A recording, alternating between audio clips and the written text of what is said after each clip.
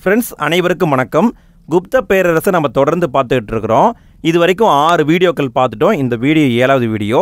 இந்த வீடியோவில் குப்த பேரரசுடைய காலத்தில் எழுதப்பட்ட இலக்கியங்களை பற்றியும் அவங்களுடைய அறிவியல் கண்டுபிடிப்பு, கணித கண்டுபிடிப்பு, மருத்துவ கண்டுபிடிப்பு இதை பற்றியும் நம்ம பார்க்க போகிறோம். ஸோ வீடியோவை முழுமையாக பார்த்து யூஸ் பண்ணிக்கோங்க. ஃப்ரெண்ட்ஸ் இது வரைக்கும் நம்ம 7 வீடியோக்கள் போட்டிருக்கோம் மொத்தமாக.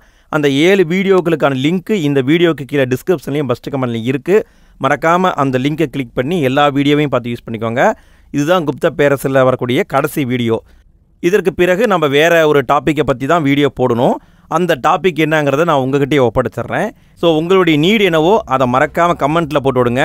வீடியோக்கு கீழே எத்தனை கமெண்ட் வருது, அதில் மெஜாரிட்டியாக என்ன கேட்டிருக்காங்க அப்படிங்கிறத வச்சு அடுத்த டாப்பிக்கை நம்ம வீடியோவை ரெடி பண்ணுவோம்.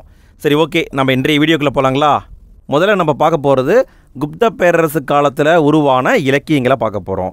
குப்த அரசர்கள் காலத்தில் பொதுவாக 2 மொழிகள் டெவலப் ஆகியிருக்கு. ஒன்று சமஸ்கிருத மொழி, இன்னொன்று பிராகிருத மொழி. இந்த 2 மொழிகளையும் ஃபஸ்ட்டு பார்த்துடலாமா? முதல்ல சமஸ்கிருத மொழியை பார்க்க போகிறோம். சமஸ்கிருத இலக்கியத்தின் உச்சக்கட்ட காலம் அப்படின்னு குப்தர் காலத்தை சொல்கிறாங்க. ஏன்னா குப்தர்கள் பயன்படுத்தியது எல்லாமே சமஸ்கிருத மொழி தான், அதாவது வடமொழிங்க. இந்த சமஸ்கிருத மொழியில் எப்படி மாற்றம் ஏற்பட்டிருக்கு அப்படின்னா, சமஸ்கிருத மொழியானது ஆரம்பத்தில் பிரம்மி வரி வடிவம் அப்படிங்கிற வரி வடிவத்தில் இருந்திருக்கு. இது படிப்படியாக நாகரி வரி வடிவம் அப்படிங்கிற வரி வடிவத்துக்கு மாறியிருக்கு. தமிழில் கூட பாருங்களேன், கிபி 3ஆம் நூற்றாண்டுக்கு முன்னாடி இருக்கிற எழுத்துக்கெல்லாம் வேறு மாதிரி இருக்கும். வட்டு எழுத்துன்னு சொல்லுவாங்கள்ல, அது எப்படி இப்போ மாறி இருக்கு இல்லையா? அதே மாதிரி தான் சமஸ்கிருதமும் பிரம்மி வரி வடிவம் அதிலிருந்து நாகரி வரி வடிவத்துக்கு மாறியிருக்கு. இதை கூட கேட்கலாம், வாய்ப்பு இருக்குது, பார்த்துக்கோங்க. குப்தர்களுடைய அலுவலக மொழி அப்படின்னு பார்த்தீங்கன்னா சமஸ்கிருதம். சமஸ்கிருதத்தில் ஏகப்பட்ட இலக்கியங்கள் எழுதியிருக்காங்க, இலக்கணங்களையும் எழுதியிருக்காங்க. நம்ம பார்க்க போகிறது எல்லாமே இலக்கணங்கள். பாணினி அப்படிங்கிற ஒரு அஷ்டதியாயி அப்படிங்கிற ஒரு இலக்கணத்தை எழுதினார். சமஸ்கிருதம் இலக்கணமுங்க. அதாவது தமிழில் எப்படி தொல்காப்பியம், அகத்தியம் இருக்கு இல்லையா, அதே மாதிரி இலக்கண நூல் தான் அஷ்டதியாயி. அதை எழுதியவர் பாணினி. பதஞ்சலி அப்படிங்கிற ஒரு மகாபாசியா அப்படிங்கிற ஒரு இலக்கண நூல் எழுதியிருக்காரு. அமரசிம்மர் அமரகோசம் அப்படிங்கிற சமஸ்கிருத சொற்களஞ்சியம் அதை தொகுத்திருக்காரு, அதாவது அகராதின்னு சொல்லலாம். சந்திரகோமியர் அப்படிங்கிற ஒரு சந்திர வியாகரணம் அப்படிங்கிற நூல் எழுதியிருக்காரு. இது எல்லாமே சமஸ்கிருத மொழி இலக்கியங்கள். அடுத்து நம்ம பார்க்க போகிறது பிராகிருத மொழி. குப்தர் காலத்தில் பிராகிருத மொழியும் டெவலப் ஆகியிருந்திருக்கு. ஆனால் அந்த மொழியிலிருந்து பல்வேறு கிளை மொழிகள் உருவாகியிருக்கு. எப்படி தமிழ் மொழியிலிருந்து மலையாளம், தெலுங்கு, கன்னடம் போன்ற மொழிகள் உருவாச்சோ அதே மாதிரி பிராகிருதம் அப்படிங்கிற இந்த மொழியிலிருந்து பல்வேறு கிளை மொழிகள் உருவாச்சு. மதுரா பகுதியில் சூரசேனி அப்படிங்கிற வடிவத்தில் பிராகிருதம் மாறுச்சு. அவுத்து பந்தல்கண்டு இந்த பகுதியில் அர்த் மகதி அப்படிங்கிற வடிவத்துக்கு மாறுச்சு. நவீன பீகார், அதாவது இன்றைக்கி இருக்கிற பீகார் பகுதியில் மகதின்னு சொல்கிறாங்க, மாதின்னு சொல்கிறாங்க, அந்த டைப்பில் பிராகிருதம் மாறி இருக்கு. இப்படி பிராகிருத மொழியிலிருந்து பல கிளை மொழிகள் உருவாகியிருக்கு. அடுத்து இந்த காலத்தை நம்ம பார்க்கும்போது நிறைய நாடகங்கள் எழுதியிருக்காங்க. அந்த நாடகங்களில் ஒரு பாயிண்ட்டை கவனிச்சிங்கன்னா, மேட்டுக்குடி மக்கள், அதாவது அந்த நாடகத்தில் வரக்கூடிய அரசன் கேரக்டரு, கடவுள் கேரக்டரு, இந்த மாதிரி உயர்குடியை பற்றி பேசக்கூடிய கேரக்டராக இருந்தால் அது சமஸ்கிருதத்தில் பேசுகிற மாதிரி அமைச்சிருக்காங்க. அதுவே நார்மலான மக்கள், ஒரு நடுத்தர மக்கள், ஏழை மக்கள் பேசுகிற மாதிரி கேரக்டராக இருந்தால் பிராகிருத மொழி பேசுகிற மாதிரி அமைச்சிருக்காங்க. ஸோ இதெல்லாம் பார்த்துக்கோங்க. இது இலக்கியங்கள். அடுத்து நம்ம பார்க்க போகிறது சமயம் சார்ந்த இலக்கியங்கள். குப்தர் காலத்தில் சமயம் சார்ந்த இலக்கியங்களும் எழுதப்பட்டிருக்கு. என்னென்னங்கிறத பார்த்துடலாமா? முதல்ல நம்ம பார்க்க போகிறது புராணம் மற்றும் இதிகாசம். இது இந்து மதத்தோடு தொடர்புடையது. குப்தர் காலத்தில் தான் 18 புராணங்கள் தொகுக்கப்பட்டிருக்கிறது. 18 புராணம்னு சொல்லுவாங்கள்ல, அதை தொகுத்ததே குப்தர்கள் தான். ராமாயணம், மகாபாரதம் இதனுடைய இறுதி வடிவம் பெற்றது. அதாவது இன்றைக்கி நம்ம பார்த்துட்டு இருக்கிற ராமாயணம், மகாபாரதம் எல்லாமே முழுமையான வடிவத்தை எப்போ அடைஞ்சதுன்னா குப்தர் காலத்தை தான் அடைஞ்சது. அடுத்து பௌத்த இலக்கியங்கள். பௌத்த இலக்கியத்தை பற்றி சொல்லும்போது ஆரம்ப காலத்தில் எழுதப்பட்ட இலக்கியங்கள் பாலி மொழியில் இருந்திருக்கு. ஆரம்ப காலத்தில் எழுதப்பட்ட இலக்கியங்கள் பாலி மொழி. பிறகு என்ன ஆயிடுச்சு, சமஸ்கிருதம் உள்ளே வர ஆரம்பிச்சிருச்சு. பௌத்த அறிஞர்கள் யாராருன்னு பார்த்தீங்கன்னா ஆரியதேவர், ஆரிய அசங்கர், வசுபந்து, திக்நாதர் இவங்கெல்லாம் மிகச்சிறந்த எழுத்தாளர்கள். இவங்க நிறைய நூல்கள் எழுதியிருக்காங்க.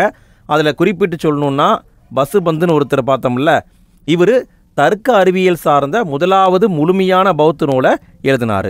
தர்க்க அறிவியல் சார்ந்த முதலாவது பௌத்த நூல் அப்படின்னா அதாவது மற்ற மதங்களை எதிர்த்து சண்டை போடுற மாதிரி இலக்கியத்தை அமைப்பாங்க இல்லையா, அப்படி அமைக்கப்படுறது தான் தர்க்கம் சார்ந்த நூல். அதை ஃபஸ்ட்டு எழுதுனது யாருன்னா வசுபந்து தான் எழுதியிருக்காரு. இவருடைய சீடர் தான் திக்நாதர். அடுத்து சமண இலக்கியத்துக்கு வர்றோம். சமண இலக்கியத்தை பொறுத்த வரைக்கும் இது தொடக்க காலத்தில் பிராகிருத மொழியில் எழுதப்பட்டிருக்கு. நல்லா கவனிங்க, பௌத்த இலக்கியம்னா பாலி மொழி எழுதியிருக்காங்க, பிறகு சமஸ்கிருதத்துக்கு மாறிட்டாங்க. அதுவே சமண இலக்கியம்னா ஆரம்பத்தில் பிராகிருத மொழி எழுதியிருக்காங்க, இவங்களும் சமஸ்கிருதத்துக்கு மாறிட்டாங்க. சமண இலக்கியத்தை பற்றி சொல்லும்போது பிமலா அப்படிங்கிற ஒருத்தர் இருந்திருக்காரு, சமண ராமாயணத்தை எழுதியிருக்காரு. சித்தசேனா திபாகரான்னு ஒருத்தர் இருந்திருக்காரு, இவர் சமணர்களின் தர்க்க சாஸ்திரம் அதை எழுதியிருக்காரு. இப்படி சமயம் சார்ந்த இலக்கியங்கள் டெவலப் ஆகிருக்கு. அடுத்து இன்னும் சில நூல்களை குறிப்பிட்டு சொல்லணுன்னா, சூத்திரகர் அப்படிங்கிறவர் மிருச்ச கடிகம் அப்படிங்கிற ஒரு நூல் எழுதியிருக்காரு. பாராவி அப்படிங்கிறவர் கிருதார்ஜுனியம் அப்படிங்கிற நூல் எழுதியிருக்காரு. விஷ்ணு சர்மா அப்படிங்கிற ஒருத்தர் பஞ்சதந்திர கதைகளை தொகுத்திருக்காரு. அடுத்து நம்ம பார்க்க போகிறது குப்தர் கால அறிவியல் மற்றும் கணிதம் சார்ந்த கண்டுபிடிப்புகளை பார்க்க போகிறோம். பூஜ்ஜியத்தை கண்டுபிடிச்சது குப்தர்கள். பதின்ம எண்முறையை உருவாக்கியவர்கள் குப்தர்கள். பதின்ம எண்முறைனா அதாவது 10 மடங்காக நம்ம எழுதுகிறோம்ல, இந்த முறையை கண்டுபிடிச்சது குப்தர்கள் தான். இதில் முக்கியமான சில அறிஞர்கள் இருக்காங்க, யாருன்னு பார்த்துக்கோங்க. ஆரியப்பட்டர்னு ஒருத்தர் இருக்கார், இவர் ஆரியப்பட்டியம் அப்படிங்கிற நூல் எழுதியிருக்காரு. இந்த ஆரியப்பட்டர் தான் சூரிய கிரகணங்களுடைய உண்மையான காரணம், ஏன் சூரிய கிரகணம் ஏற்படுது, ஏன் சந்திர கிரகணம் ஏற்படுது அப்படிங்கிற உண்மையான காரணத்தை சொன்னவர் ஆரியப்பட்டர். பூமியுடைய சுற்றளவு பற்றி கணக்கிட்டிருக்காரு. பூமியுடைய சுற்றளவு இவ்வளோ தான் இருக்குன்னு கால்குலேஷன் போட்டு வச்சுருக்காரு. அந்த கால்குலேஷனு இன்றைக்கி இருக்கிற கால்குலேஷனோட கிட்டத்தட்ட மேட்ச் ஆகுது. அந்த அளவுக்கு துல்லியமாக கண்டுபிடிச்சிருக்காரு. பூமி தன்னைத்தானே சுற்றி வருகிறது அப்படின்னு சொல்லி கண்டுபிடிச்சவரும் ஆரியப்பட்டர் தான். அடுத்து பாருங்கள், வராகமிகிரர்னு ஒருத்தர் இருக்கார். இவர் சில அறிவியல் சார்ந்த நூல்கள் இருக்கார். பிருகத் சம்ஹிதா, பஞ்ச சித்தாந்திகா, பிருகத் ஜாதகா, இந்த 3 நூலையும் வராகமிகிரர் எழுதியிருக்காரு.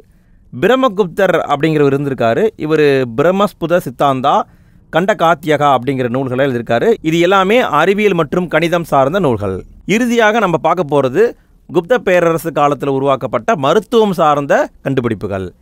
வராகமிகிரர்னு ஒருத்தரை பார்த்தோம் இல்லைங்களா, இவர் நிறைய மருத்துவம் சார்ந்த கருத்துக்களை சொல்லியிருக்காரு. மருந்து தயாரிப்பதற்கு உலோகங்களை எப்படி பயன்படுத்தணும் அப்படிங்கிறத சொல்லியிருக்காரு. பாதரசத்தை எப்படி பயன்படுத்தணும், இரும்பை எப்படி பயன்படுத்தணும் அப்படிங்கிறத வராகமிகிரர் சொல்லியிருக்காருங்க. நவநிதகம் அப்படிங்கிற ஒரு புத்தகம் இருக்குது. இந்த புத்தகம் நோய்க்கான மருந்து என்ன, மருந்தை எப்படி தயாரிக்கிறது அப்படிங்கிறத பற்றியெல்லாம் சொல்லுது. அந்த காலத்துலேயே எப்படியெல்லாம் நூல் எழுதி வச்சுருக்காங்க பாருங்கள். அடுத்து பாருங்கள், ஹிஸ்த் ஆயுர்வேதா அப்படிங்கிற ஒரு நூல் இருக்குது. இந்த நூலை பாலகாப்பியா அப்படிங்கிறவர் எழுதியிருக்காரு. இது விலங்குகளுக்கான மருத்துவ நூல். அதாவது விலங்குகளுக்கு என்னென்ன மருந்து கொடுக்கணும், எந்த நோய் வந்தால் எந்த மருந்து கொடுக்கணும் அப்படிங்கிறது தான் ஹிஸ் ஆயுர்வேதா அப்படிங்கிற நூல். தன்வந்திரி அப்படிங்கிறவர் ஆயுர்வேத மருத்துவம் பற்றி சொல்லியிருக்காரு. ஆயுர்வேத மருத்துவத்தின் தந்தைன்னு சொல்லலாம். சாரக்கர் அப்படிங்கிற ஒரு மருத்துவ அறிஞர் இருந்திருக்காரு. இவர் ஒரு ரொம்ப புகழ்பெற்ற ஒரு மருத்துவ அறிஞர். சுசுருதர் அப்படிங்கிறவர் இருந்திருக்காரு. அறுவை சிகிச்சை செய்முறையை பற்றி விளக்கிய முதல் இந்தியர். அதாவது ஆப்ரேஷன் எப்படி பண்ணணும் அப்படிங்கிறத சுசுருதர் சொல்லியிருக்காரு. இவரை எக்ஸாமில் கேட்டிருந்தாங்க, போன எக்ஸாமில் கேட்டிருந்தாங்கன்னு நினைக்கிறேன். பாக்பதர் அப்படிங்கிற ஒருத்தர் இருந்திருக்காரு. அஷ்டாங்க சம்கிருதம் அப்படிங்கிற புத்தகத்தை எழுதியிருக்காரு. இதெல்லாமே அவங்களுடைய மருத்துவம் சார்ந்த கண்டுபிடிப்புகள். ஃப்ரெண்ட்ஸ், நம்ம குப்த பேரரசை கம்ப்ளீட் பண்ணிட்டோம். கிட்டத்தட்ட 7 வீடியோக்கள் தான் போட்டிருக்கோம். நீங்கள் பார்க்கல அப்படின்னா ஒட்டுமொத்த பிளேலிஸ்ட்டு இந்த வீடியோடைய எண்டு ஸ்க்ரீனில் நான் வைக்கிறேன். நீங்கள் அந்த லிங்கை டச் பண்ணிங்கன்னா எல்லா வீடியோக்களும் ஓப்பன் ஆகும். ஓகே ஃப்ரெண்ட்ஸ், அடுத்த வீடியோவில் சந்திப்போம். நன்றி.